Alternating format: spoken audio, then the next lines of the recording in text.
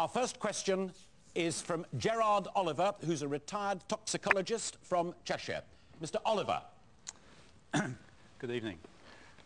What key elements for a fair, workable immigration policy need to be put in place to actually make it work effectively? Gordon Brown. You know, I've heard the concerns around the country. I've been listening to people. I know people feel that there are pressures because of immigration. That's why we want to control and manage immigration. And when I became Prime Minister, I did a number of things. First, I introduced a points system. So that we only send immigrants to those places where they can be coached. You've heard what each has had to say on immigration. It's now your chance to contest the others' arguments. And you, Gordon Brown, will start. Well, let's be honest with each other. Net inward migration is falling.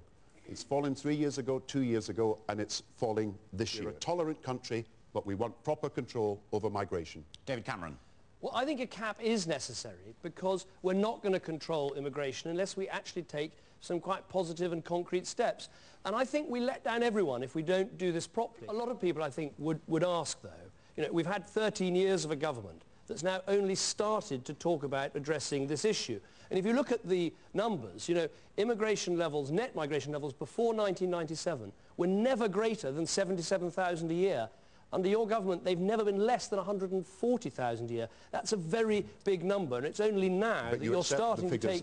Yes, you're only starting just before an election to take the steps that need to be taken. I'm going to bring Nick Clegg in now, and we'll continue. Well, Mr. Clegg. I think this is partly what's been going wrong for so long. We've had both major parties running governments over the last 20 years talking tough about immigration and delivering complete chaos in the way in which it's run. See, I agree with Nick.